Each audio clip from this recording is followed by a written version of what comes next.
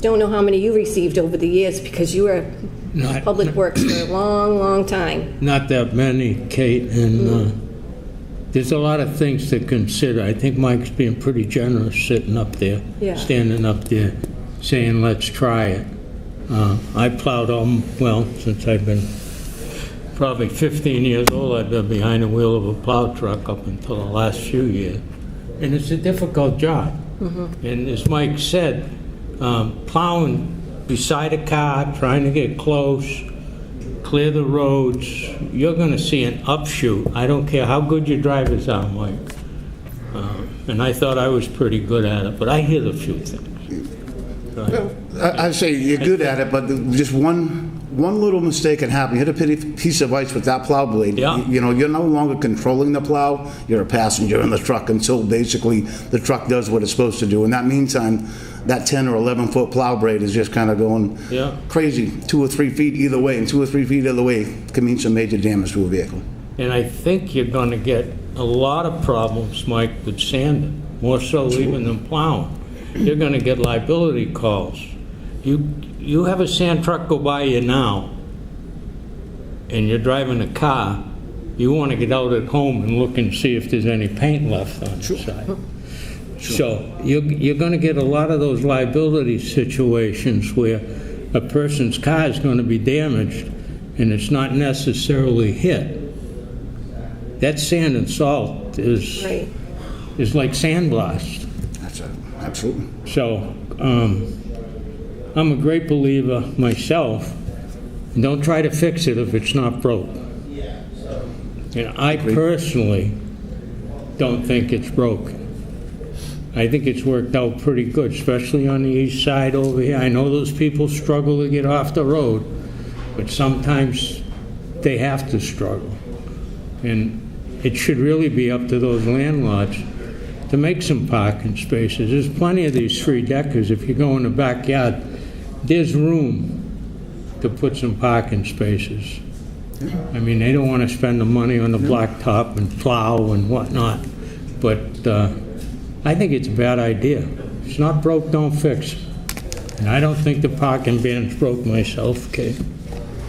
Thank you, Councilor. I'm in full agreement. Again, I just think that I'm going to be losing this battle, so I need to come up with a plan B and how we're going to adjust if that does happen. Don't feel like you're going to lose it yet. Councilor DeSimone? Thank you, Vice President Jackson. Mike, thanks for coming. As you know, I respect what you do, and I very much appreciate your comments and your opinion. I would point out, Vice President Jackson mentioned that in the city of 47,000, we've gotten but a handful of complaints or concerns. I'm under the impression that this particular issue affects perhaps only a fraction of the city. I think it may disproportionately impact people in low-income neighborhoods, right, who don't necessarily have the double-wide parking lot, driveways, et cetera, et cetera. So that may lend itself to the low number of complaints, is because it might be affecting low-income and other populations, right, in certain areas in the city. So the fact that we haven't received complaints, to me, doesn't indicate that it's not a problem for some. I'm also open to options. I like the idea of floating it for a year, but I think there may be other things. Could we shorten the window? Doesn't it start, is it November, Mike? When does it? It's December 1st. Okay. Is there opportunity? I mean, maybe it's not an all or nothing. Maybe there's room in there to try to make it a little more sensible or appropriate in light of the weather that we've been having. And then lastly, in all due respect, I think you're underestimating people's ability to find information. When it snows, the first thing anybody with kids does is check social media, check the TV to see for schools cancellations, right? So I'm inclined to think that if people want to know if a parking ban is in effect, that they will find that information if they have to. If my car's in the street, I want to know whether I can keep it there or not. So I think at this particular date and time, that technology and the different medias and platforms, that the information will be widely available for people who are so inclined to get it. Can we guarantee it? Absolutely not, but that's true of any information in the public. So I respect your opinion. You've given me something to think about, in particular, not only about the plowing, but about the sand and de-icing. That's something I hadn't considered, so thank you for that.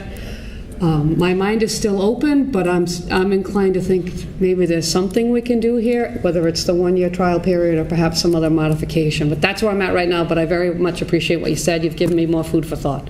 So Well, thanks. thank you. I can say that on an average storm right now, we have between like 50 and 75 cars where we get reports from our contractors that they are parking on the road even though there's a ban in place. During the storm, we will hire a police detail officer but just to go up and knock on the door, put their lights on, we try not to get a vehicle towed, obviously, but that kind of is a little bit of my concern. If we have 50 to 75 now, with the well-known parking ban that's been in place for quite a few years, what does that open up? A little crack in the dam can lead to a lot of water coming over.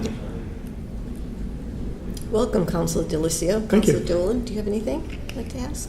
You know, I feel both ways. I feel like part of me feels like we should try it, and maybe there is a compromise, shorten the window, because it goes till March 1st?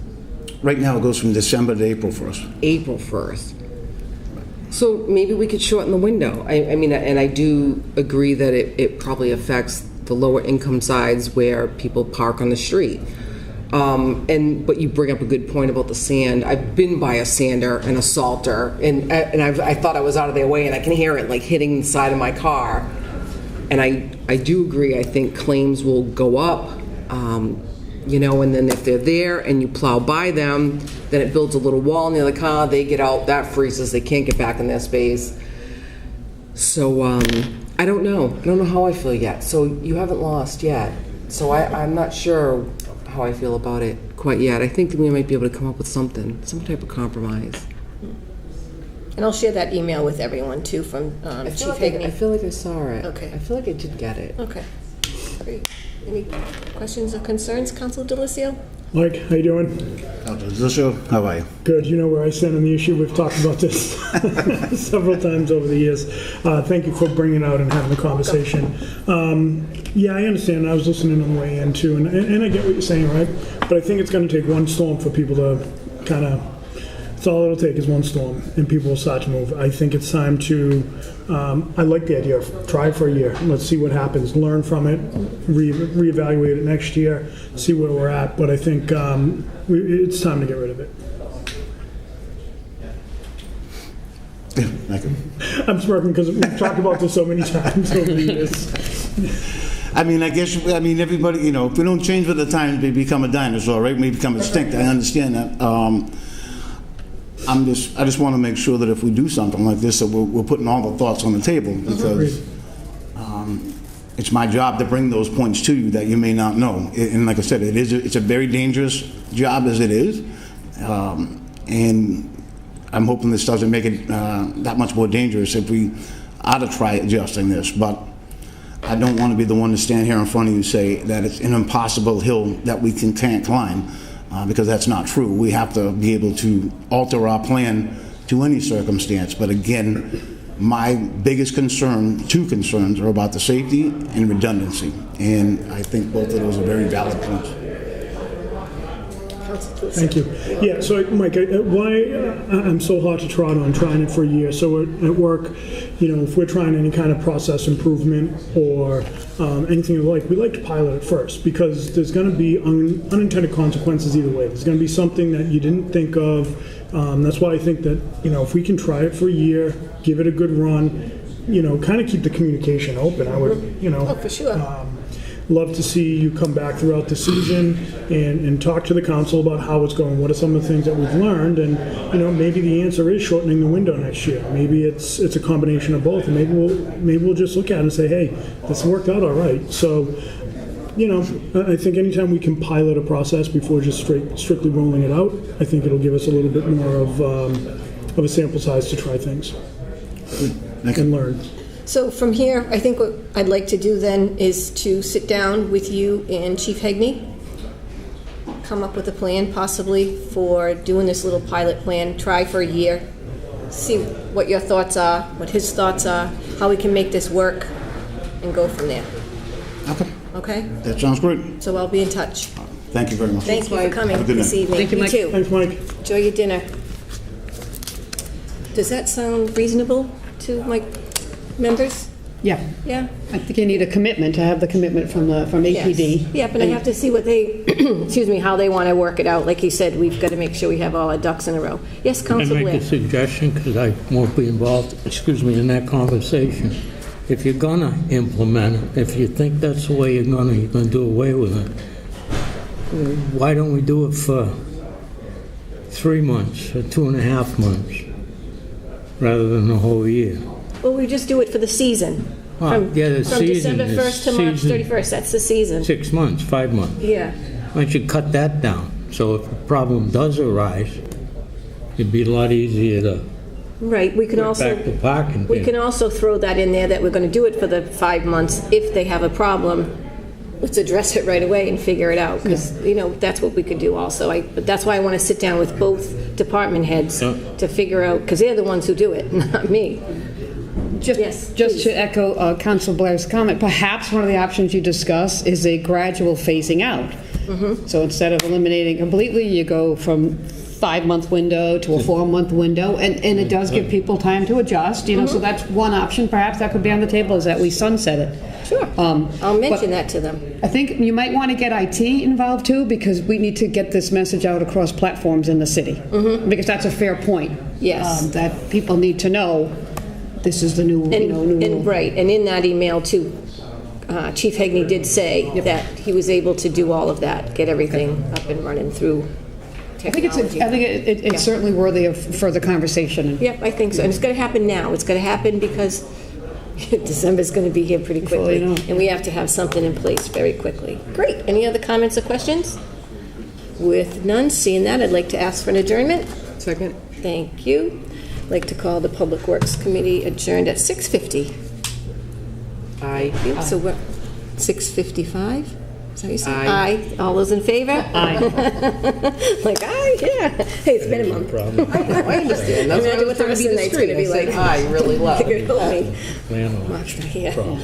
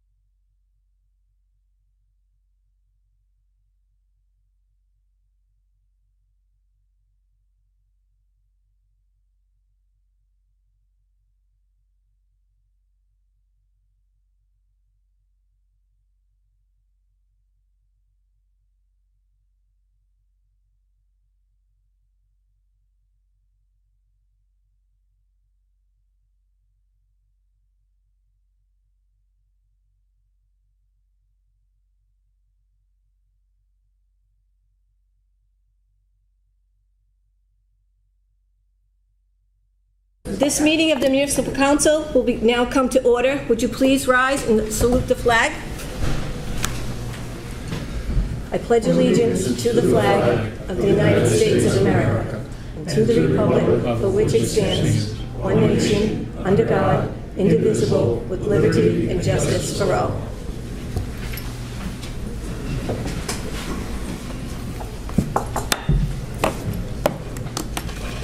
First, I'm going to entertain a motion to suspend the rules. Second.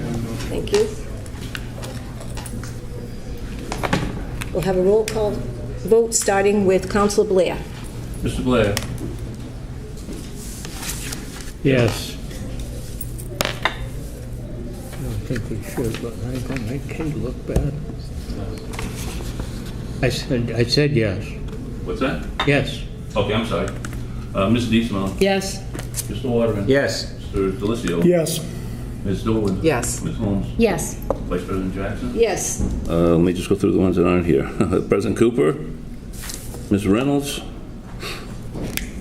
And Mr. Cobus. Correct. So there are 7 present at the present time. Thank you, Mr. Clerk. We are now operating under suspended rules. We do have 2 joint public hearings this evening, and I'm going to go out of order with the joint public hearings because the City Council needs 8 councilors here in order to have a joint public hearing with the Planning Board. Normally, we were going to have them go before us first, and they have a big agenda this evening. So I am going to open up the public hearing to the wetlands ordinance change, and then we'll go into a recess once Councilor Conti arrives, have the Planning Board come in and have their joint public hearing with us. They're going to be very brief. Once they break up, then we'll go back to the wetlands, okay?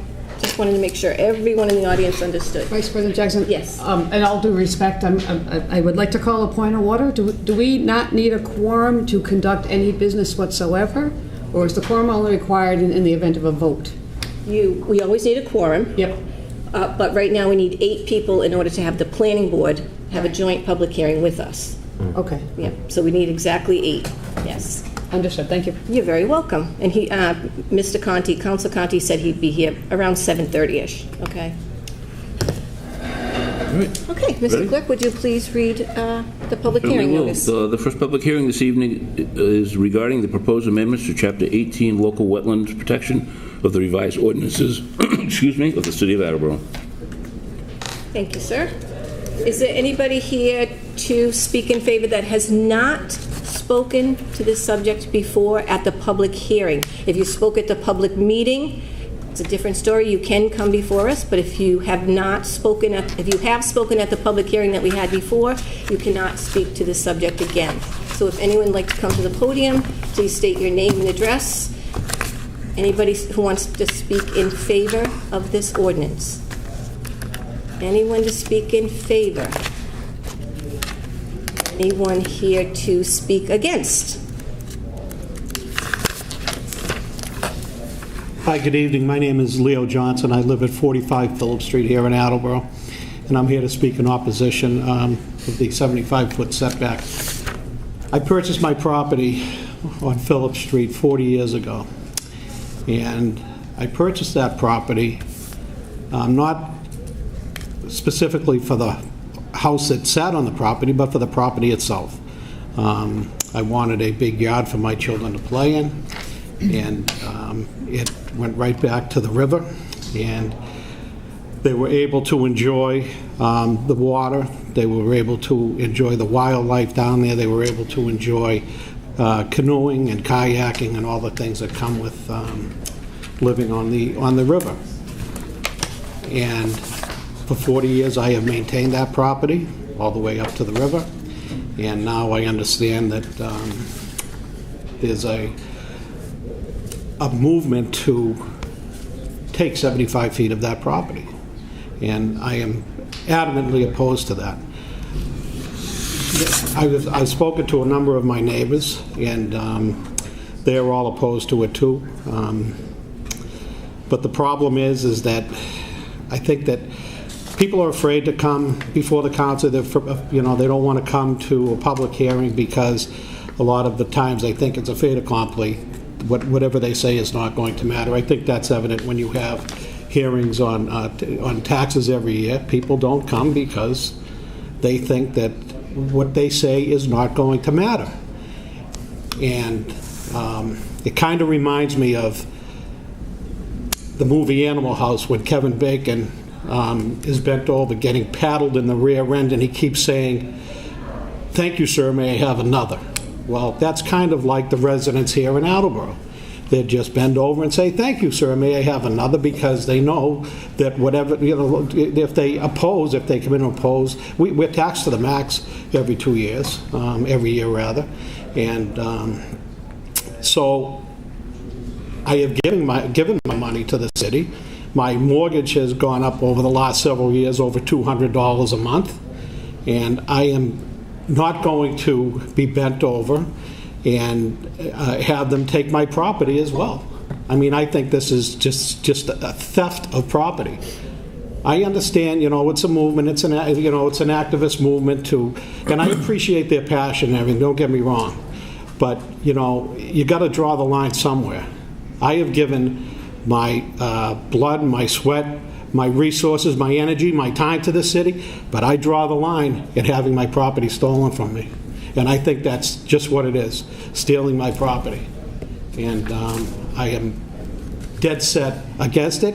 I don't think there should be any compromises. No 50 feet, no 30 feet, no nothing. I don't believe that this is right. I think the residents, I think by and large the residents of this city, if you polled them, would all be in agreement. I don't think that they would say that they wanted their property sold. If you, just a little research, if you look out your front yard, now, in my case, it's about 6,000 square feet of property. Look out your front window and look at your front yard. That's what they're going to take. So your front yard would be gone. You would no longer have a front yard, because that's what I would lose in the back of my house. And I don't believe that it's right. I don't believe it's right for people that own property. I don't believe it's right for contractors who want to build on property that they own. I think that you should be able to do what you want with your property. And the people who support this, like I said, I appreciate their passion, but I think the vast majority of them have no skin in the game. They don't own property that abuts a wetland or a river or a pond or a lake, so it's very easy for somebody to say, just take that property. We don't care because we're concerned about this, but we're not concerned about them. Well, I think that they should be very concerned about the people who own this property. Most of us have maintained our properties over the years, and we are not going to give it up easy. This really upsets me. And so I'm opposed, and I hope that you will see, take my opinion to heart and vote against this. I don't believe it's right. Thank you, Leo. Thank you. Any questions for Mr. Johnson? Yes, please, Councilor DeSimone. Just one. Thank you, Vice President Jackson. Mr. Johnson, thank you for coming and sharing your concerns. I just have one question. Would you be open to speaking with our city planner and the conservation agent to get a better understanding, or to ask them questions about what the change may mean? My concern is that there may be misunderstandings or generalizations or inaccuracies surrounding the proposed action. And I'm okay with disagreeing, sir, 100%, but I'm just concerned about any misinformation or misunderstandings, or if you have a particular question about your particular property that they may be able to answer.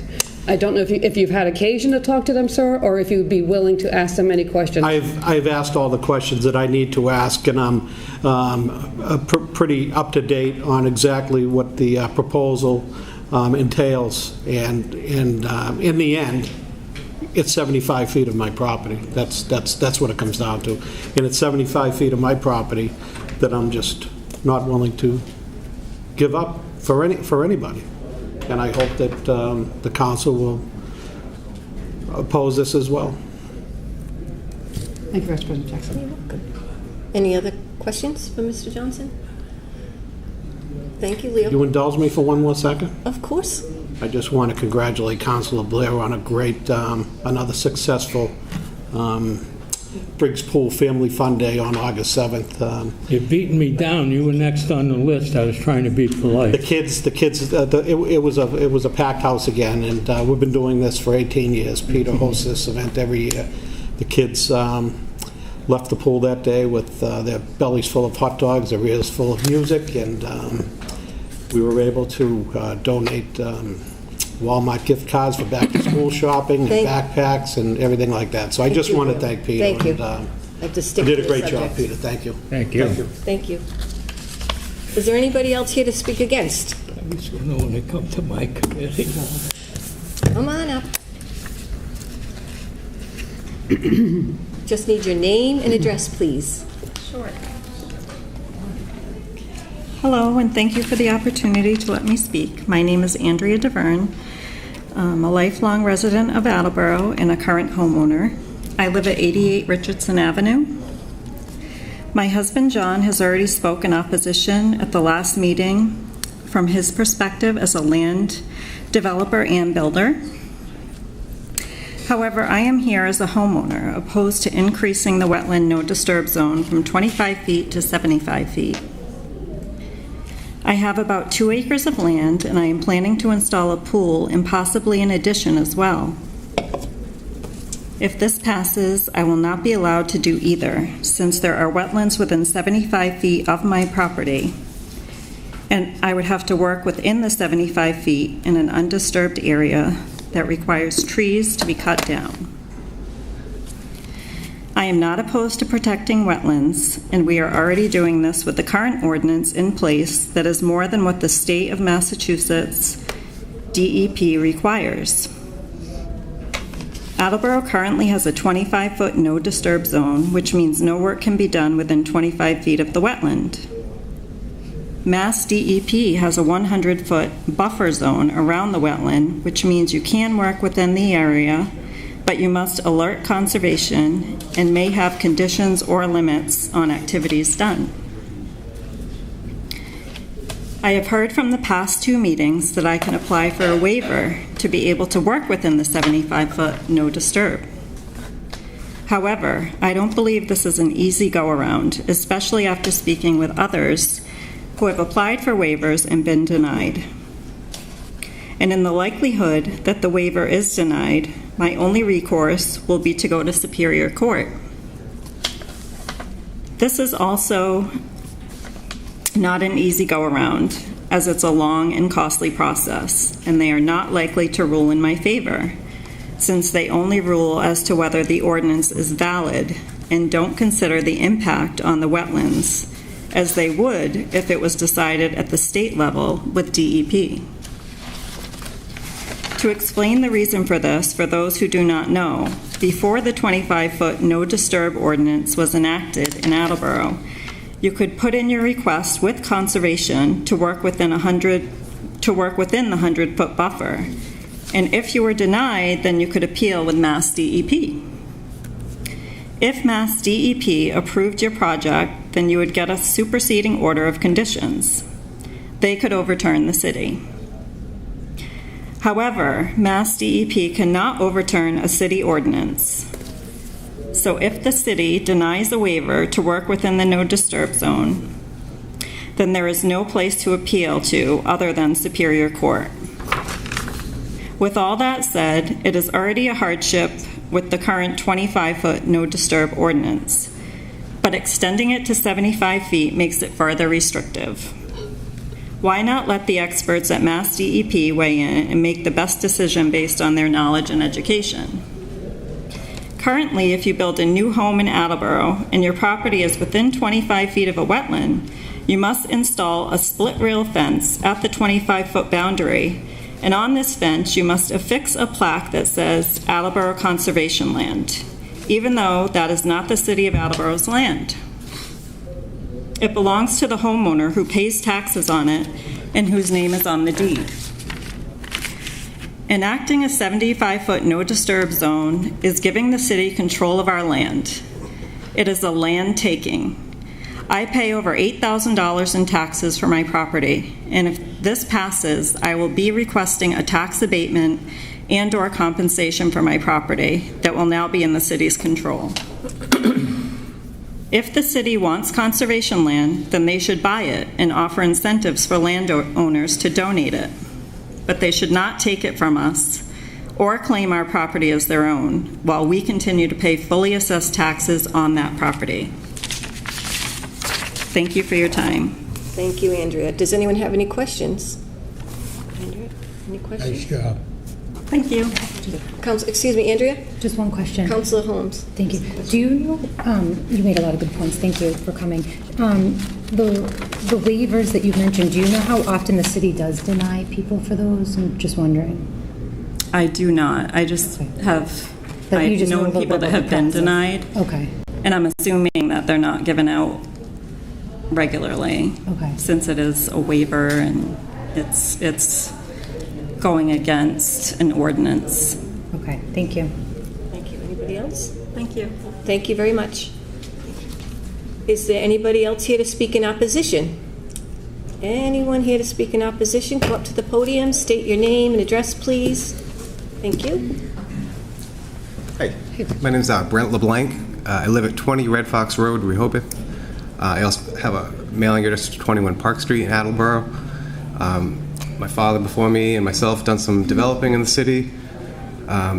We own some rentals to this day, and we've done cul-de-sacs and whatnot, and have been familiar with the 25-foot no-touch zone.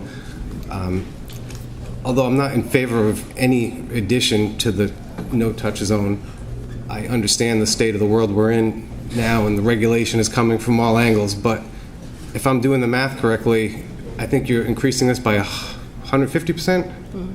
Is that right?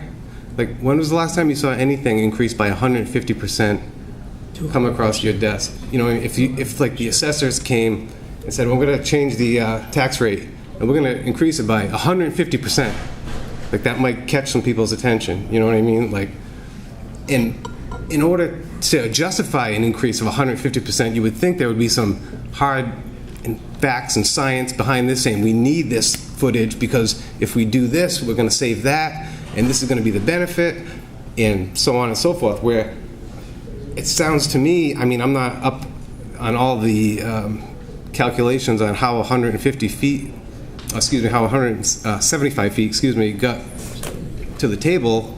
I would think that it would be some pretty overwhelming evidence that everyone could see and be like, well, of course, we need this 150% increase. So it just, I understand regulation, you know, how times are and, you know, there's got to be some regulation, I understand that, but it seems very drastic, almost arbitrary and capricious, you would say, 150% increase. You know what I mean? Like, maybe there's room for compromise. I'd rather have nothing at all, but if we're going to do something, I think we should compromise a little. And, you know, everyday life, you see things come across the board, like the food stamps is going to be increased by 25% recently, I saw in the newspaper, and that's the biggest increase of all time, and, you know, it's getting a lot of publicity because it's 25%, which is a lot, you know what I mean? It's never been seen before. All right, so 25% is held, if your taxes are raised by 25%, you'd feel it, you'd notice it, you'd complain about it, right? So we're not talking about 25% here, we're talking about 150%. So maybe we should start at 25% of an increase to the 25 if we're going to add anything. You know what I mean? Or negotiate, or talk about the reasons why it should be 75 feet versus 50 feet versus 35 feet or whatever. But it just seems to me real ambitious to increase that amount based on, you know, social science of, you know, you can take what you want out of the numbers, you know what I mean? I haven't seen anything striking to me as cause and effect where we got to do this to save that. It's more of feelings, and I understand if you put a house right on the wetlands, there's going to be some adverse effect to that. I understand pulling it back 25 feet is going to help the situation. I understand pulling it back 75 feet is going to help even more. You know what's better than that? 250 feet.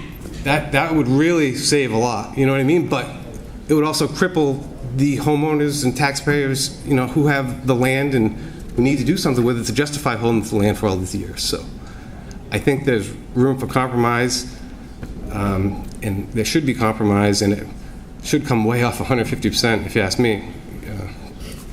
That was my 2 cents. Thank you. Thank Does you. anyone have any questions? Please, Councilor DeSimone. Hey, Brent, thanks for coming. My friend, thank you for coming. You mentioned there is information available.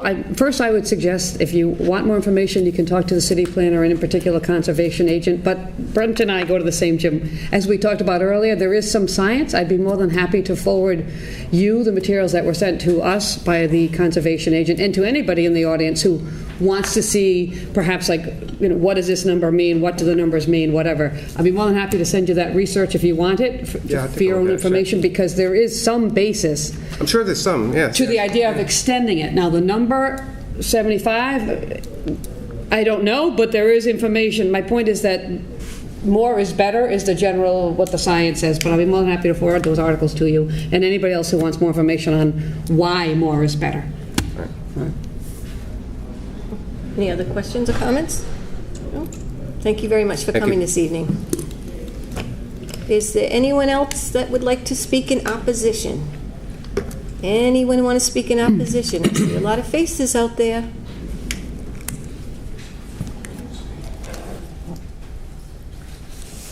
Hello, my name is Paulette Rio, and I am one of the bad guys. I'm a builder.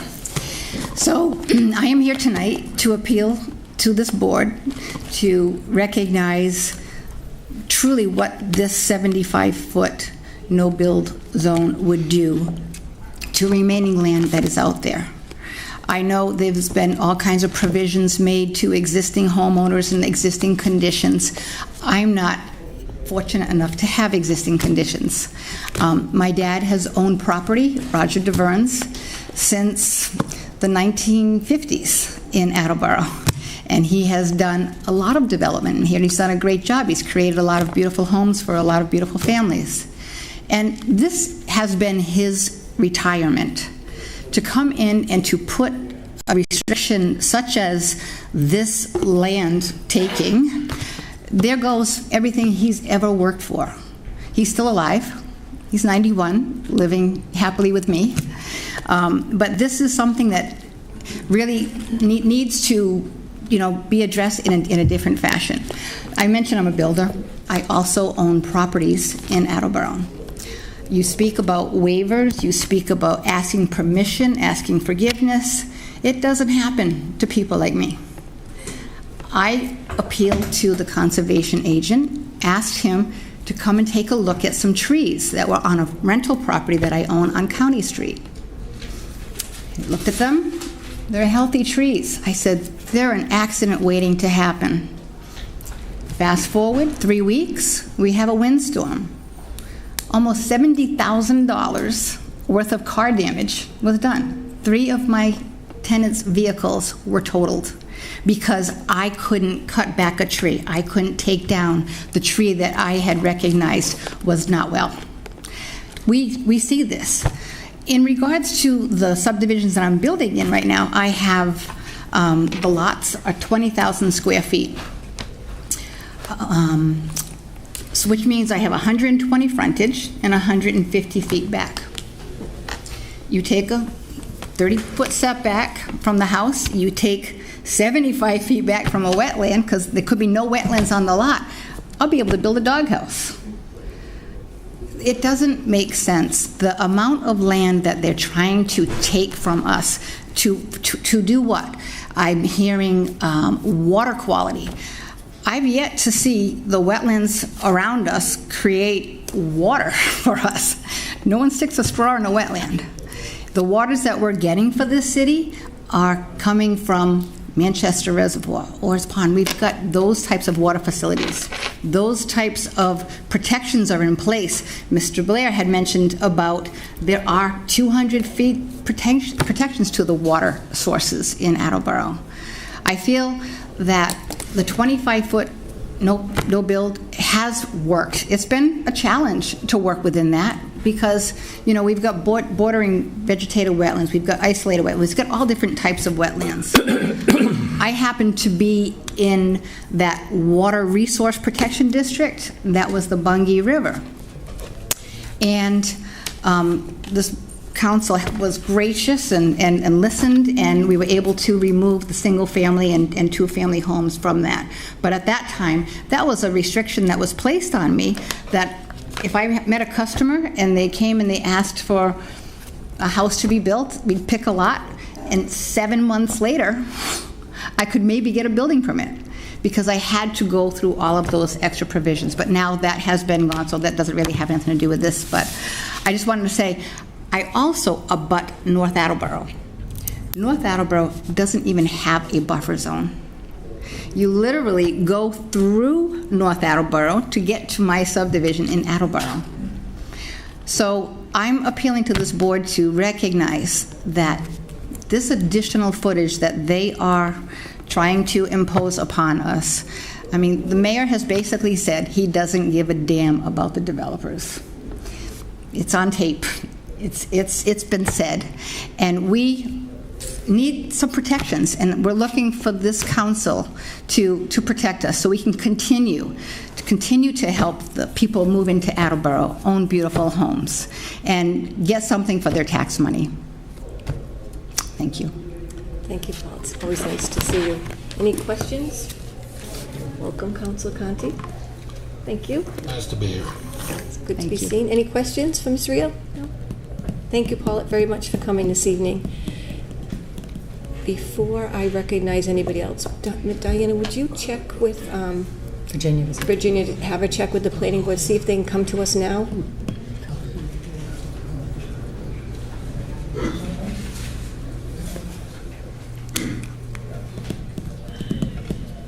So, Councilor Conti, just to update you, I started with this public hearing. We're working under suspended rules. So I've let the audience know that once you arrived, because they're going to give a very brief description of, because we have all the exhibits, but they have a huge agenda next door. So the planning board, if they're ready now, I'm going to have them come over, give their presentation, excuse them, and go back to wetlands. 2 minutes? Okay, great. So I'm just letting the audience know we're going to take a little recess from this particular public hearing right now. We're working under suspended rules. The planning board is coming in to have their public hearing. They were scheduled first. They're going to give their presentation to the city council. As soon as they're done, they're going to get out, scooch out, and thank you. Perfect. And then I'll continue. Vote to recess? Yes. I'd like to entertain a motion to recess. Second. Thank you. We'll start with a roll call vote with Councilor Holmes, please. Ms. Holmes? Yes. Ms. Dolan? Yes. Mr. Delizio? Yes. Mr. Waterman? Yes. Mr. Conti? Yes. Ms. DeSimone? Yes. Mr. Blair? Yes. Vice President Jackson? Yes. 8 yeas, 0 nays. Thank you. The council is recessed from that public hearing. Hello. Welcome, planning board members. Nice to see you all this summer. You too. Mr. Withers, would you kindly read the public hearing? Sure, I will. Thank you. This is a public hearing with the Planning Board of Attleboro to address the rezoning petition from Vela Inc. for the property at 829 Newport Avenue, also known as Assessors Plat 19, lots 246 through 252, and lots 254 and 255. The requested change would be from single residence A to general business. Thank you. Is there anybody here to speak in favor? Yes, Madam Vice President, for the record, my name is David Menugian, members of the Planning Board, members of the Municipal Council. I'm here tonight in behalf of Vela Inc., the owner of the property at 829 Newport Avenue in Attleboro. With me tonight is the principal of Vela, which is Eugene Kuznevsky. Eugene's here, in case you have any questions of him. Also tonight, from our engineering firm of Tilton & Associates, is Ted Mazinga. My presentation will be basically the application that you received. We feel is very comprehensive, but what I'm going to have Ted do now is walk you through the existing conditions, then you can ask any questions of that, and then we'll go to the proposed structure that we would want to place on the property. I'll add that right now, Vela Inc. is the landlord for Eugene's other business, Mr. Roof. Mr. Roof occupies the entire premises now for its roofing and contracting business. We asked for this change from single residence to general residence that would accommodate his use as a matter of right. These buildings are fairly old. One was a single-family home that was used as a business. He exists there by a series of special permits granted by the zoning boards to continue and expand the non-conforming use. At this time, the buildings are just dilapidated. It doesn't fit his business needs, and we'd like permission to put up a new building, which we can only do if the land gets rezoned.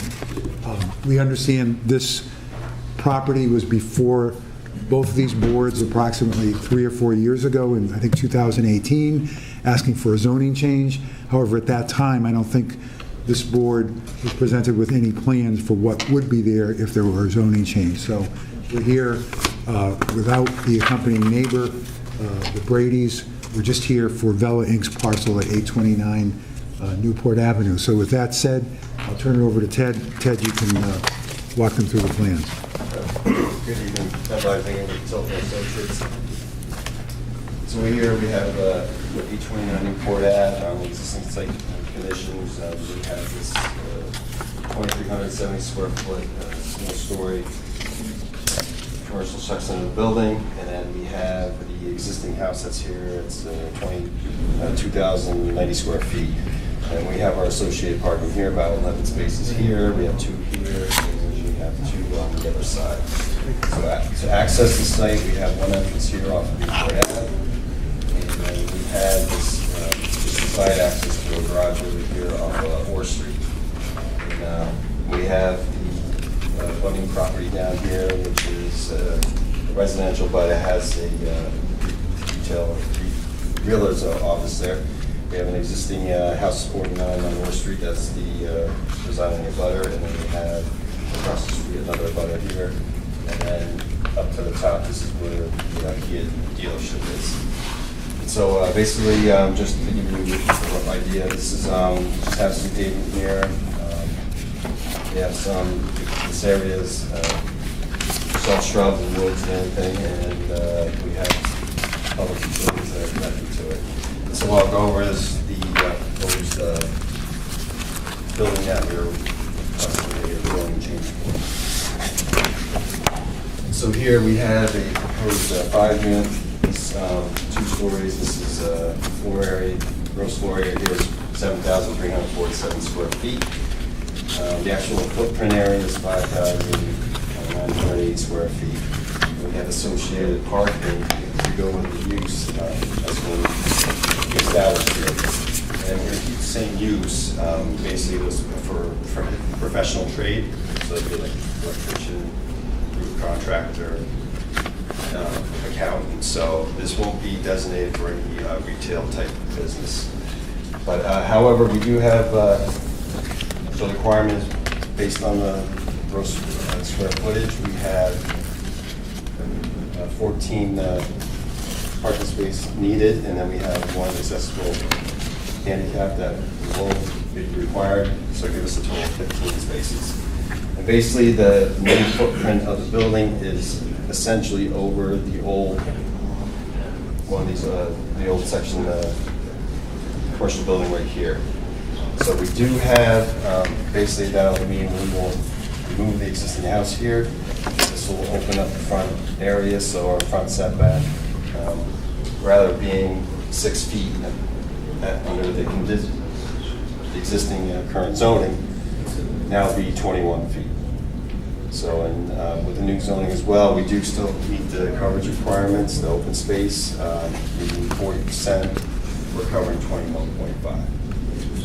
So we're adding more green space to it. We're going to have our entrances still on Newport Ave. They'll be a lot smaller, and then we will have one over here on Orr Street. We will have to slide it down, and we do have no left turn. So you understand that this is all residential, so anything that's commercial will come out from Orr Street and access on Newport Ave. I would like to add also that if you can point to the boundary between the Brady's property and ours, right there, yes. We recognize that we have to have technically we have to have a residential buffer because if this is rezoned, it becomes a commercial land that abuts the Brady property, which is still zoned residential. Attached to your application is a letter from the Bradys indicating that they would support a variance to do away with that buffer and put a fence up from the Zoning Board of Appeals. So should the council grant permission to rezone this property, we would then go to the zoning board seeking relief from the buffer zone requirement between our property and the Brady property. If that was not obtained, then we'd have to redo this plan and go back to submit it to the planning board. Rest assured that when this council if this council makes a zoning change, we would also have to go to the planning board for site plan review, where the details of ingress, access, et cetera, would be worked out.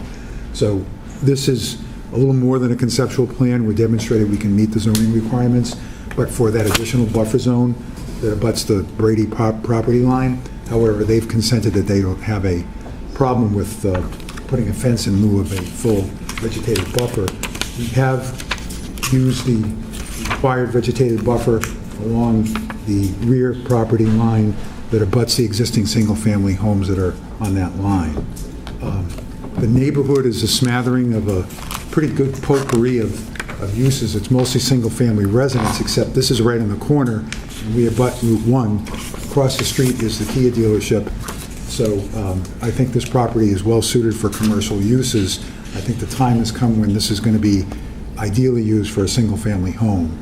So with that in mind, on the application, we've given you colored pictures of the site views from the different venues of the property. We would urge you to take a look at that to get a feel for the existing neighborhood. However, I think most of you are fairly familiar with that neighborhood. With that being said, if you have any questions, we'd be happy to take them. Any questions? Councilor DeSimone. Thank you, Vice President Jackson. Gentlemen, thank you for coming, and forgive me if this was an obvious question. I just want to understand better what the design indicates. So I'm looking at A1, where you lay out the proposed second floor and first floor. And I understand there's going to be professional offices. Is that fair? Not retail, right? Yes. Professional space. Do you envision that both floors would be occupied by the same tenant, or like could one tenant be on the first floor and a different tenant on the second? Well, Eugene can answer that, but these are bays. Yep. So that the owner or the tenant of that bay would have the bay and then the office above it, so Okay. it would be one use. What this would be used for isn't not so much professional offices, but for construction businesses. So they would have their business office upstairs and would store equipment inside the garage and the bay downstairs. Okay, thank you. That's exactly. So it won't be a condo, it'll be leased, but you've probably seen these commercial condos in different industrial parks where they rent out space, or you can buy a condo. It's not going to be mixed use and different tenants, it'll be all one tenant for that block. Perfect. Thank you for the explanation. Thank you. Thank you. Councilor Conti. So Attorney Mnuchin, the property has Route 1 on the front and Orr Street on the side. Correct. And a residence behind it. Correct. And is there a residence on the other side? This, if you're referring to here? Correct. Yeah, that is the Brady property that's currently used as O'Malley Brady Real Estate, so it's a real estate office. It's zoned residential, but it's used for commercial. So can you explain to me why this is not spot zoning? Yeah, this question comes up all the time. Yes. Spot zoning is typically, if you had a subdivision and they're all residential homes, take Lindsay Acres, and then you took one lot and converted it into a commercial general business. That's spot zoning. It does not include something like this where there's a smattering of all uses there. You've got right across the street a car dealership. It doesn't get any more extensive commercial than a car dealership. So this is not spot zoning. If you read the case law and you read the definitions, it's more akin to the first instance I raised example. It's not this. There are other commercial uses in that neighborhood already. If there were none, and the Kia dealership was a home, and across the street there were more homes, then yes, that point would be taken, it would be spot zoning, but not in this case as far as I'm concerned. Thank you for that. Thank you. Yes. Any questions from councilors or anybody from the planning board have any questions? Chairman Denese? Okay. Thank you very much. Thank you. Thank you. Is there anybody else here to speak in favor? Anyone here to speak in favor? Anyone here to speak in favor? Anybody here to speak in opposition? Is there anybody here to speak in opposition? Anybody here to speak neither for nor against? To speak neither for nor against? Seeing none, Mr. Chairman? Chairman Denese, do you see any reason to keep this public hearing open? No, I think we're set. Thank you. Okay, thank you. Closed? Great. Seeing none, we'll determine that closed. The public hearing is closed. Thank you. folks. Enjoy the rest of your summer. Thank you. You as well. We're really engaged. Thank you. I think I'll take a recess now. I entertain a motion, we take a recess. Second. Thank you. All those in, oh no, I can't do all those in favor. We'll have a roll call vote, starting with Council Blair, please. Yeah, Mr. Blair? Yes. Ms. DeSimone? Yes. Mr. Conti? Yes. Waterman? Yes. Mr. Delizio? Yes. Ms. Dolan? Yes. Ms. Holmes? Yes. Vice President Jackson? Yes. 8 yeas, 0 nays. Okay, we're now in recess for that one. We can't do all those in favor? All those in favor? No, we can't do all those in favor. We have to keep doing them, because we still have Zoom. Next week it'll be different. Because is there anybody on Zoom? No, because we declared it a hybrid meeting, because we have the public that's hybrid still, so we're going to continue to do it this way. Next week, we're going to not, the public is not going to be able to go on Zoom. We can still go on Zoom. Public won't, they'll have to come to us. Okay. Makes sense. Okay. There are no counselors on Zoom? Yeah. Thank you. Thanks, Jim. We're going to hold off till next week. Thank you. Madam Vice President, Yes. how long is our recess? We're done. The recess, we're going right back into They're not this. voting. Recess is over. But what, I mean, it doesn't For matter to that me. particular one, now go back into it. Thank you. Yes. Okay. I thought I had room to go out and get my glasses out of my car. Okay, do you want to go get them? And just do that and take me Yes. 1 minute? Go ahead, you can. Go ahead. Do you want me to hold off on speakers? Rick? Yeah, I'll go down. I didn't look in my box. Just speak over. It's all right, he can go get his glasses. Communication? Yeah. Okay, I'm gonna run. You have to, yep, and the backup's in there too. And we're rising from the Can't get my recess. glasses without my keys. You can speak neither for nor against. You can come up then, but yeah. Sorry. Wait for Rick. No one's I wouldn't have had to. only.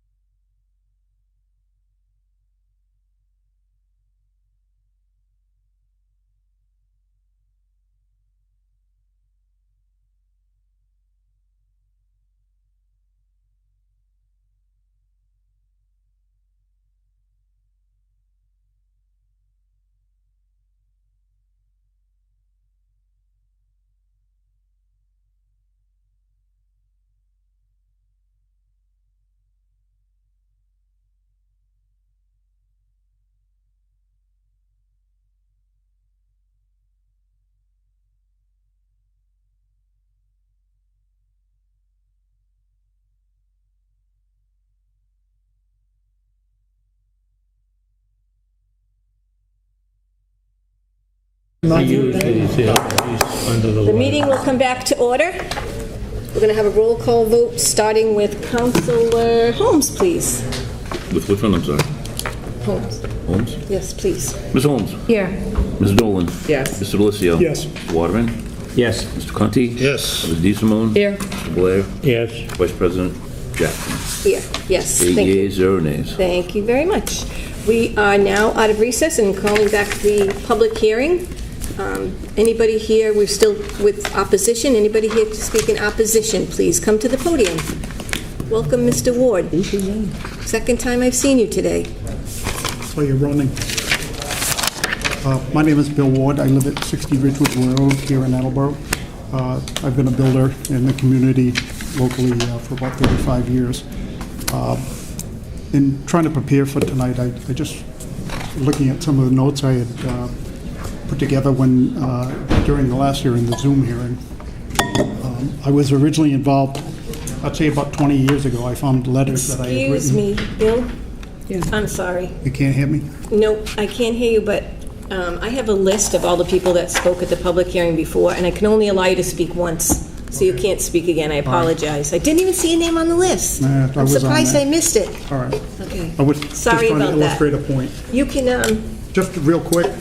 nope, I can't let you speak at all. All right. Sorry. Thank you. Those are the rules. I have to follow them. All right. Thank you very much. Thank you, Virginia. Is there anybody here to speak in opposition? Anybody else here to speak in opposition? Please come to the podium and state your name and address. Excuse me, Acting President. Can he submit it, though, to us, and we can close the public hearing Thursday, possibly? He can submit it. Yes, he can. Yes. We'll let him know that. Hello, Mr. Dorrance. 1063 Oak Hill Avenue, Attleboro. I don't like this law from the beginning. I didn't like the 25-foot. I especially don't like the fact that you're eliminating going to DEP. Maybe some of the builders in here could afford it, but they can't afford it when you're going to hold up their houses.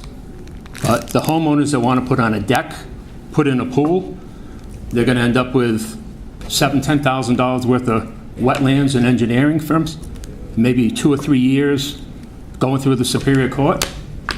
It's unconstitutional. Should not be it. It is, you know, I can't see why it's not a land taking, especially when you've got an existing house, you've already abided by the laws, and now you're going to increase it. Now, I don't plan on building in my area, but I've got 200 feet by 200 feet backlot.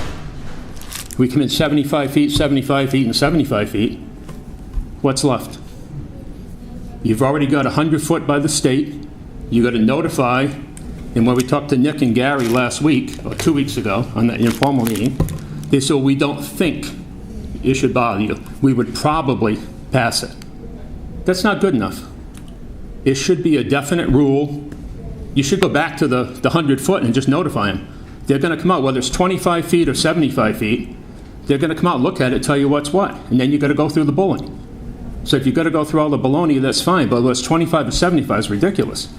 But then, if you get a new conservation commission, you get a new agent, then what's going to happen?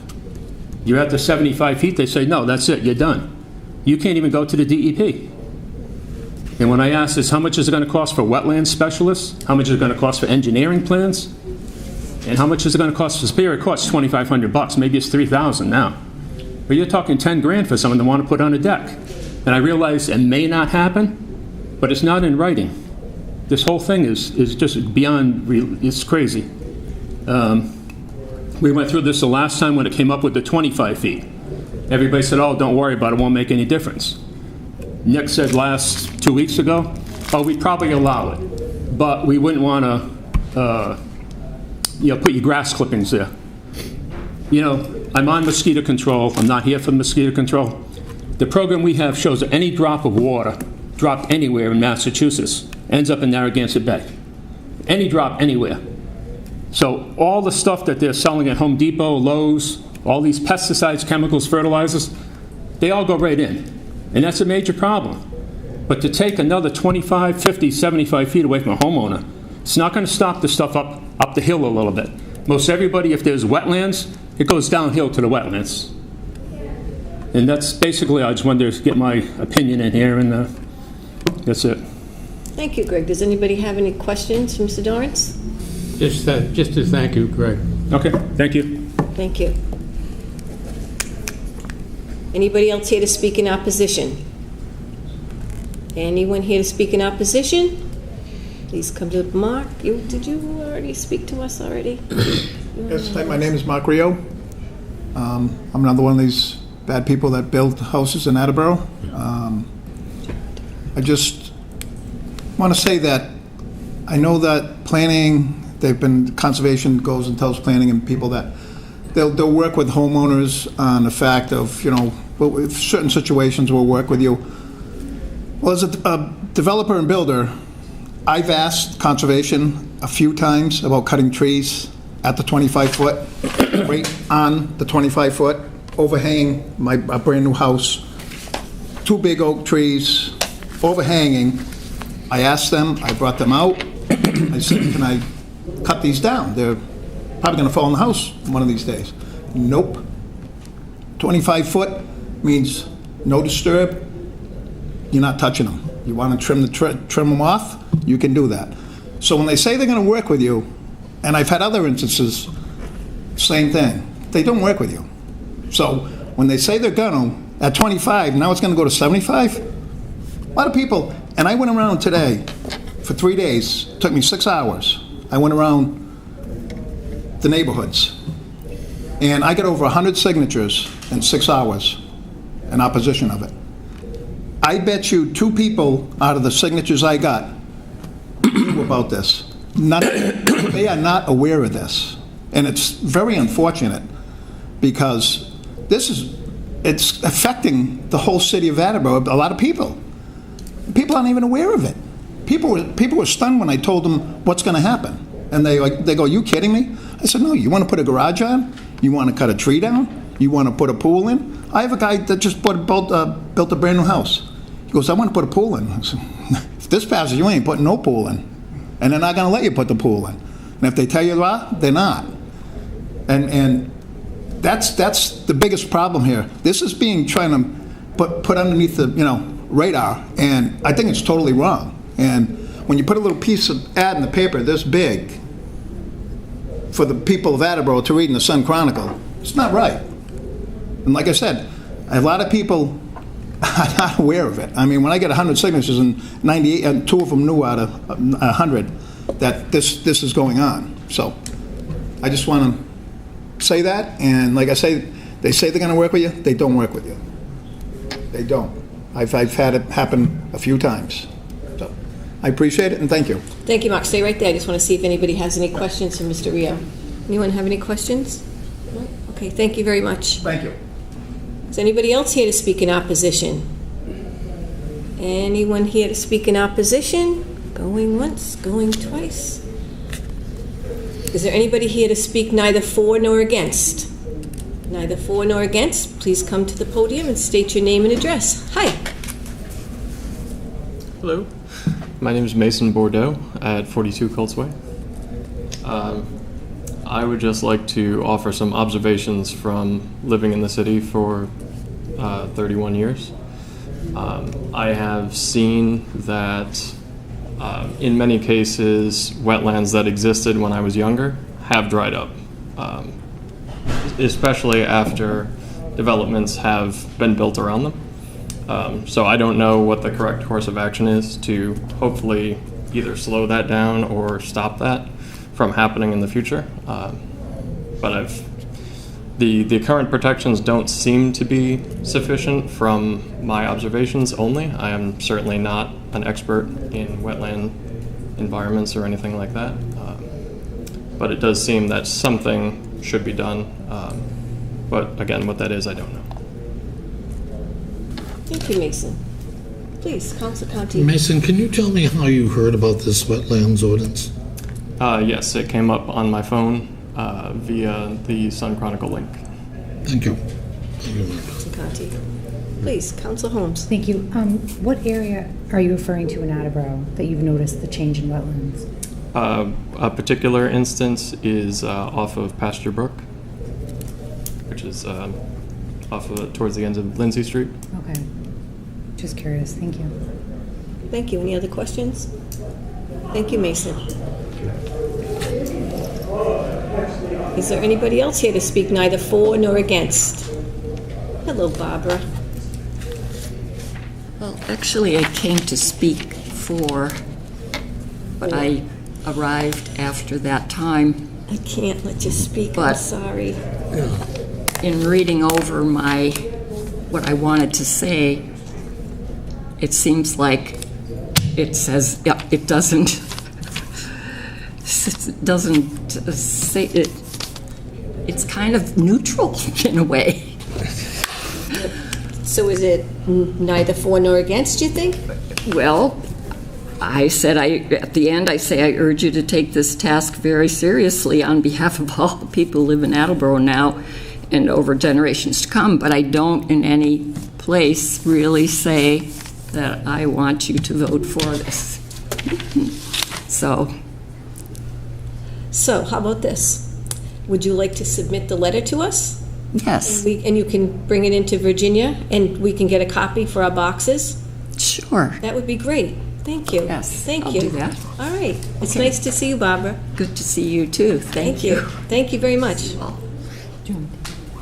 Is there anybody else here to speak neither for nor against?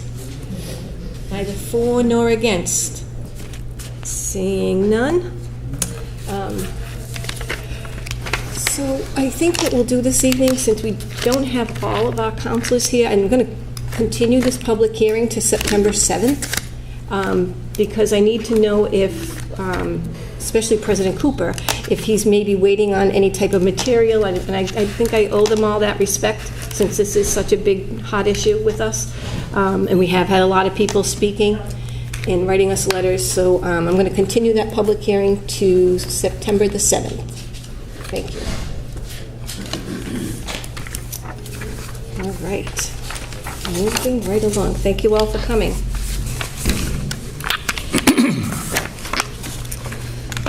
So, Mr. Clerk, if you wouldn't mind reading us, we'll move right along to the mayor's communication this evening. Want me to read the whole thing? No, we're not. I'm going to assign them all. You don't have to read the whole thing. Okay. So, yeah, that's right. So I can just say number 1, number 2, number 3. Yes. Yes, that's what we'll do. You say because it's so long, then yes. Yes, I don't want you to read that big ordinance. It's a big one. So we're going along with the mayor's communication, and I'm just going to read the committee assignments, okay? We're just going to make sure everybody's a little bit quiet moving out of here. Number 1 is going to be sent to Personnel, Veterans, and Human Services. Number 2 is going to the Ordinance Committee. Number 3, Personnel, Veterans, and Human Services. Number 4 is Zoning. And Jay, would you like to call for a public hearing for the zoning, please? I believe it's Diana. Oh, it's Diana, okay. Please. Okay, thank you. So public hearing on You could do a September... roll call on that. Okay, on September 21st. That will work. All right, we'll have a roll call vote starting with Councilor Blair. Mr. Blair? Yes. Steve Simone? Yes. Mr. Conti? Yes. Mr. Waterman? Yes. Mr. Delicia? Yes. Ms. Dolan? Yes. Ms. Reynolds? I'm sorry, Ms. Holmes? Yes. Vice President Jackson? Yes, 8 yeas and 0 nays. passes. A public hearing will be September 21st. Okay, so that was number 4. So number 5 is going to go to Public Works. Number 6 is Personnel, Veterans, and Human Services. Number 7 is Budget. Number 8 is Capital Improvements. Number 9 is Ordinance. Number 10 is Personnel, Veterans, and Human Services. Number 11 is Capital Improvements. Number 12 is Public Works Committee. And number 13 is also Public Works Committee. Number 14 will go into City Property Committee. And number 15 is referred to Budget Committee. God bless you. Thank you, excuse me. Are there any other communications this evening, Mr. Withers? What's that? Are there any other communications this Yes, evening? there are. Thank you very much. Okay, other communications for August 17th. We received a letter dated July 16th, 2021 from the DPU regarding notice of filing and public hearing from National Grid to the DPU for deferral of major storm threshold amounts for calendar year 2020. That's just an FYI, thank you. We received a letter from Robert Catanacci requesting recusal of a planning board member for all decisions associated with Mr. Catanacci due to a history of bias against him and his business. It's an FYI to all councilors. We received a communication from Linda D'Agostino of Ellendale Road to request contact regarding overgrown weeds and the conditions on Route 1A. Public Safety Committee, please. We received a communication from Rodney Burge of Sandcastle advising of a meeting to be held Saturday, August 28th at 1 p.m. at Sandcastle that will be run by a member of the Manufactured Home Federation of Massachusetts. It's an FYI to all councilors, We please. received a communication submitted to the clerk's office from Chair Dolan of the Licensing Committee requesting a public hearing on February 21st, 2021 for the potential revocation of the Class II license for R&D Motors. Public hearing is called for September 21st. That's referred to the License Committee, and Councilor Dolan, would you like to call for that public hearing? Yes, please. September 21st? Thank you. We'll need a roll call vote, starting with Councilor Holmes. Yes, thank you. Who's it with? I don't know. Holmes. Oh, yeah. Yes, thank you. Council Holmes. Yes. Ms. Dolan. Yes. Mr. Delisio. Yes.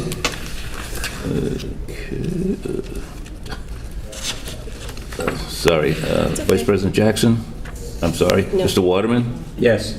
Mr. Conti. Yes. Ms. DeSimone. Yes. Mr. Blair. Yes. Vice President Jackson. Yes. 8 yeas and 0 nays, and I apologize for that. My sheet is a mess, Well, so. not only that, it's kind of, we're all messed up, I think, too, not having everybody here. Thank you. That Okay, motion now- passes. Thank you. Then we have a second communication in regards to, we received a certificate of vote from the Zoning Board of Appeals regarding the final extension to the variances granted to 19 Raymond Drive, case number 5501. FYI to all councilors. Yeah, and we received a report from Gary Arajian and Conservation Agent Nick Wiley containing questions and answers from the July 7th, 2021 public forum regarding the proposed amendments to the Wetlands Protection Ordinances. Copies in all of your packets. Refer to the Ordinance Committee, please. And finally, we have a 192 signature petition presented by Paulette Rio against the Wetlands Ordinance change, as property owners' rights are being diminished and takings would be recognized with this change. Ordinance Committee, please. And that is all. Thank you very much, sir. At this time, I entertain a motion to go into the Committee of the Whole. Second. All those in favor, have a roll call vote, starting with Councilor Blair, please. Mr. Blair? Yes. Ms. DeSimone? Yes. Conti? Yes. Mr. Waterman? Yes. Mr. Delisio? Yes. Ms. Dolan? Yes. Ms. Holmes? Yes. Vice President Jackson? Yes. 8 yeas, 0 nays. We are now in Committee of the Whole. If there's anyone who wants to speak to us on anything pertaining to the city. Jim, do we have anybody on Zoom?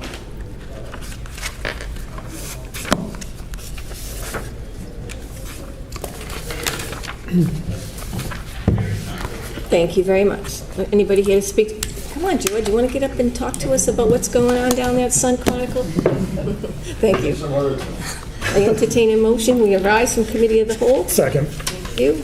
We'll have a roll call vote, beginning with Councilor Holmes, please. Mr. Blair? Holmes, please. Oh, did you say Holmes? Holmes, yes, I'm sorry, I please. have a That's hard quite time all hearing. Ms. Holmes? Yes. Ms. Dolan? Yes. Mr. Delisio? Yes. Mr. Waterman? Yes. Mr. Conti? Yes. Ms. DeSimone? Yes. Mr. Blair? Yes. Vice President Jackson? Yes. 8 yeas, 0 nays. Thank you. So carries. We are now. So now we can move right along to committee reports. I'm going to start on my left side. I don't have any motions this evening. I don't have anything in committee, Ms. Vice President, but Leo Johnson beat me to the punch. We had our annual cookout at Briggs Playground this past Saturday, and it was well attended by the neighborhood kids over there. And I'd like to publicly thank the people that volunteer, it seems, every year, along with a couple of new ones. Our Recreation Commissioner, Leo Johnson, who's really the first to hand out kudos, and he should be getting them, because Leo's front line all the time. Without him, his organization skills, we'd be really in trouble over there. Bruce Ziegler, also a Recreation Commissioner. I think Bruce has been with us every time that I can remember in the past. He's always here. John Burnett, another gentleman that's constantly there, and Dee Larkin. Dee's brother, of course, is the brother of Emmett Larkin, who passed away early in life and was a great contributor to the youth of Attleboro. We have a retired commissioner that shows up, fills hot dogs, takes the hamburgers apart. Dr. Richard Brusso, he's pushing 90, right? You'd never know it. He still works. He works construction for his son, right? He's a great guy. He's been there since the start. And Councilor Jay Delicio and his son Ryan were there. Jay was on that hot dog grill, burning his fingers all the time, but he's talented in more ways than one. And we had recreation employees that were there and volunteered their times. Tim Killian, who is the assistant recreation director over there, and Tommy Burns. And least but not last, Dennis Walsh, who never misses, always first to be there. He's just a great guy. I wanted to thank these people because without this list of volunteers that I've read, those kids on the east side wouldn't have that day. And it's a big day for those kids. Jay, you were there, right? Polite? Very polite, very gracious. They were thanking us every chance they had. Every chance they had for the hot dog, for the soda, for dumping the ice in the pool at the end. They made it a big game, but it was great.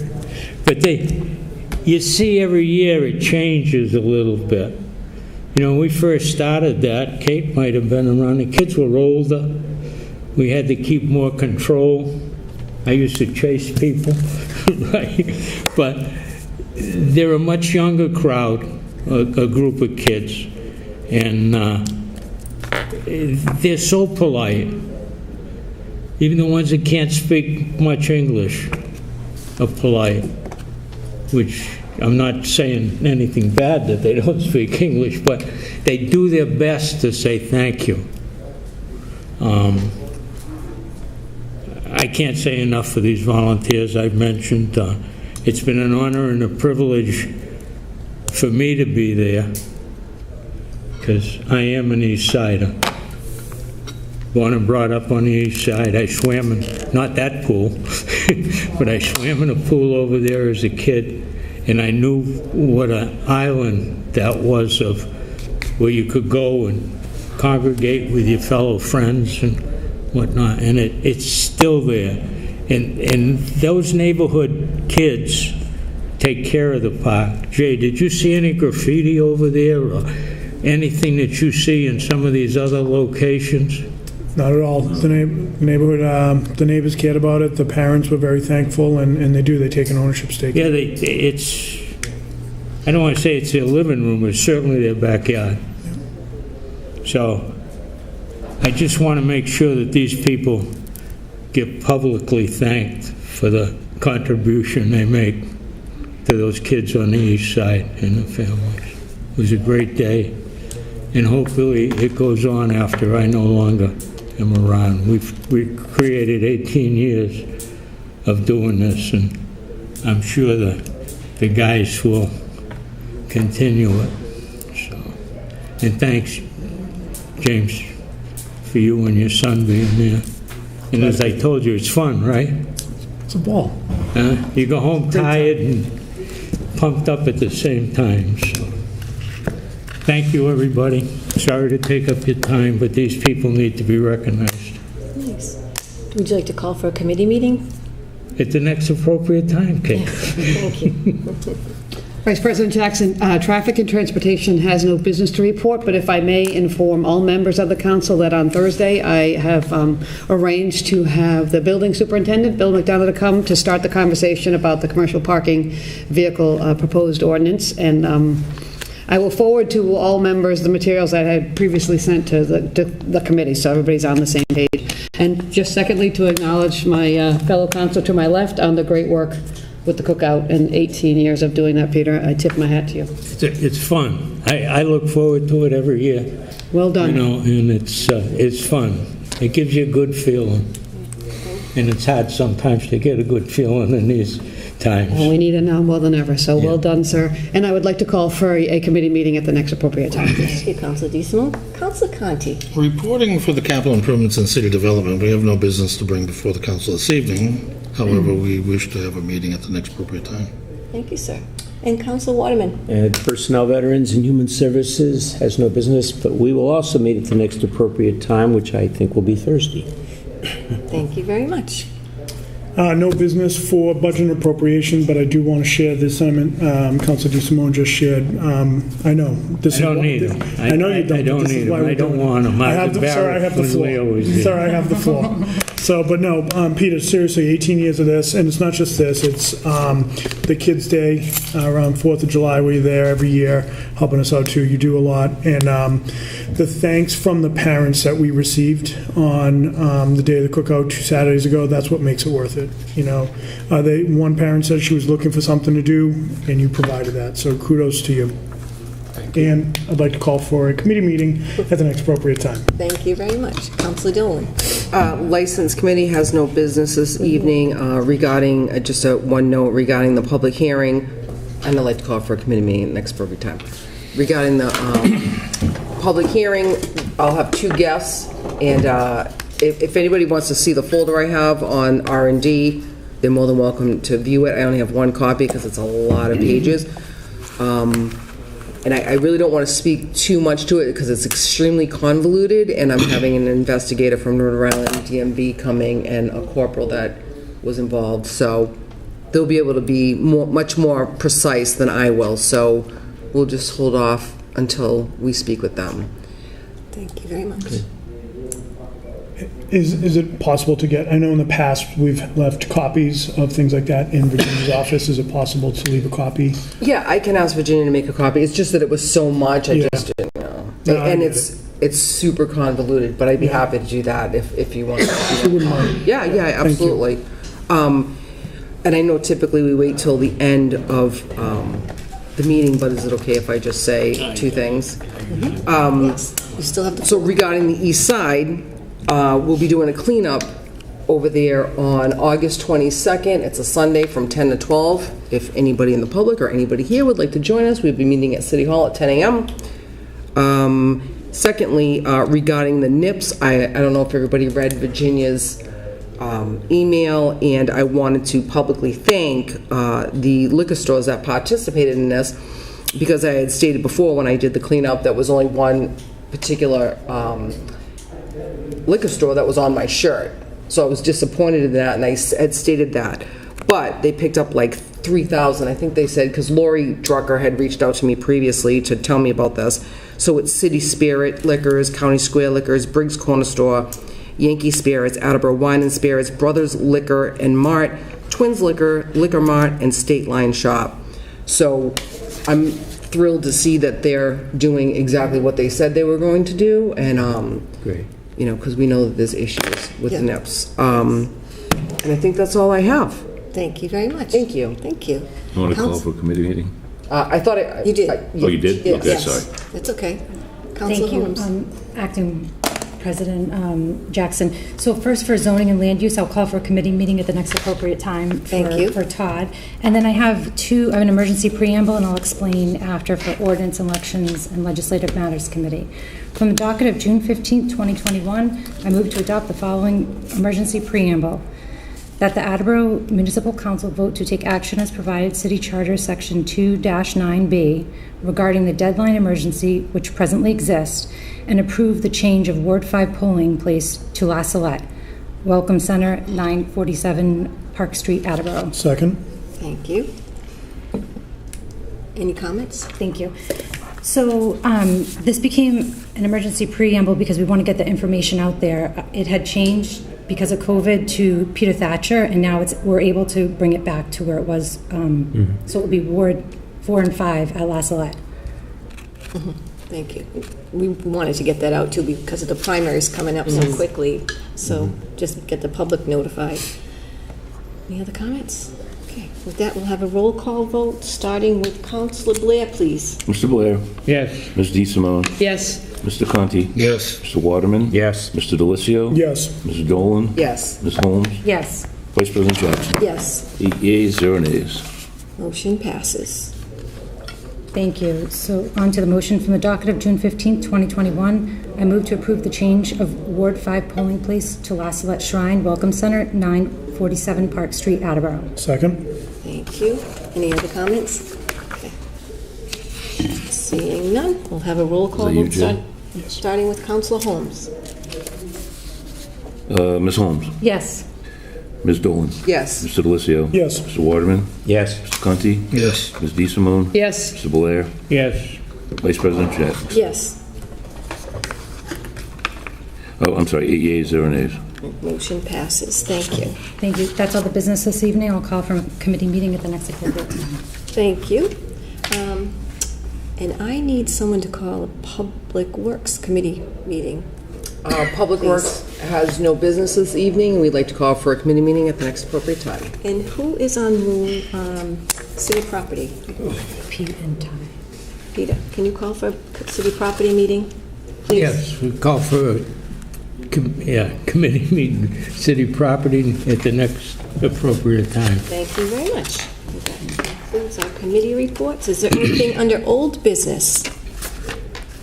I have nothing under old business. Is there anything under new business? We do have one. So Dolan or DeSimone, who would like to read the new Sure, business? I'll read it if I may. Thank you. From the docket of September 7th, 2021, I entertain a motion to approve the following. A resolution commemorating the 20th anniversary of the September 11, 2001 terrorist attack and calling upon Attleboro residents to participate in the annual National Day of Service and Remembrance. Second. Thank you. Any comments, please? Yes, so this was prompted when Rebecca Halsey came in a few weeks ago and mentioned the annual National Day of Service and Remembrance. It got me to thinking, like, first of all, holy cow, it's 20 years since September 11th. And that certainly merits recognition and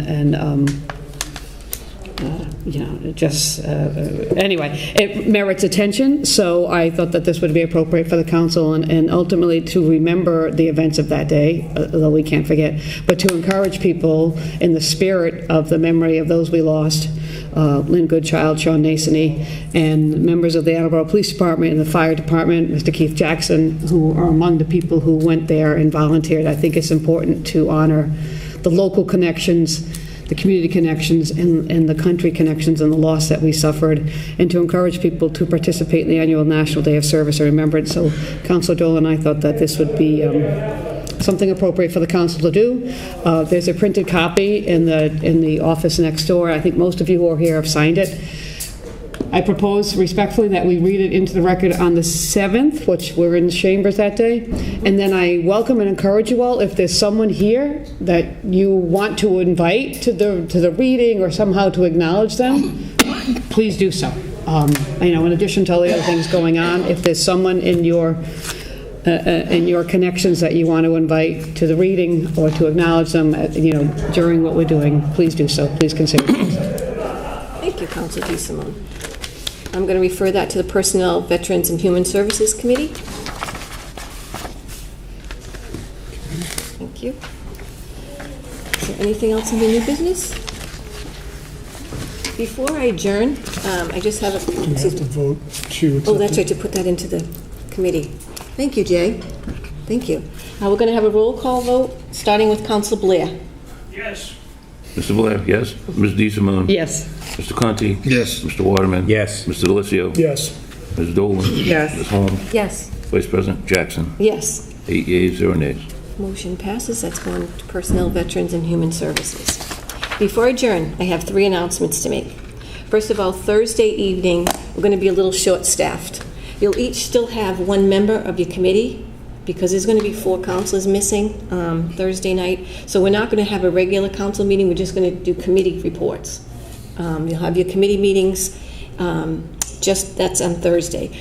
With that being said, just in case President Cooper has called for a special meeting on August 31st for both committees and a regular meeting, in case we can just sum everything up for the rest of the summer before we go into September. And thirdly, all meetings on Zoom for the public will no longer happen after this evening. The public will have to come in person with us. We will still be able to be on Zoom, if we, with permission from President Cooper, of course, if we have to, if we're away on a vacation, we have some reason why we can't actually be here, but we want to still be part of the meeting. We're still going to be able to do that, but the public will not be, we will not do hybrid anymore with the public. So I just wanted to let everybody know. Does anybody have any questions? I do. Okay. If I may, and Please. just off the top of my head. Please. My concern about ending the public participation remotely, I'm just thinking of disabled people, because one of the things that Zoom has enabled is a lot more participation from a variety of people across the board. So my first concern is, what about someone who's disabled, is otherwise unable to get here that evening? Are we cutting off that avenue of participation? Well, before we had the hybrids, we could still accommodate them coming in. We have the hearing aids. They were able to get through the doors, anything like that. All the other commissions and committees have already stopped having the public use the Zoom meetings that Jim was just telling us today. I didn't know that. I thought it was still hybrid for everybody. But so he had mentioned it, and I said, well, we'll just continue tonight since it was posted, but we won't post it. I mean, maybe everything's switching back and forth. Some days you get this, some days you don't. Yeah, no disrespect, Vice President Jackson. I would just suggest that perhaps down the road, we might want to reconsider that for that very reason, because it does in fact increase, it has been shown generally to increase participation. I'm aware of the open meeting issues that may be presented on occasion, but just food for thought that down the road we might want to rethink that. Yeah, we'll mention that to President Cooper. Yeah, good idea. Thank you. Anything else? All right. Well, I entertain a motion to adjourn. Second. All those in, oops, no, we're going to do a roll call vote. We'll have a roll call vote starting with Council Blair, please. Mr. Blair? Yes. Ms. DeSimone? Yes. Mr. Conti? Yes. Mr. Waterman? Yes. Mr. Delicio? Yes. Ms. Dolan? Yes. Ms. Holmes? Yes. Vice President Jackson? Yes. The yeas are nays. We are adjourned at 8:26. Unbelievable.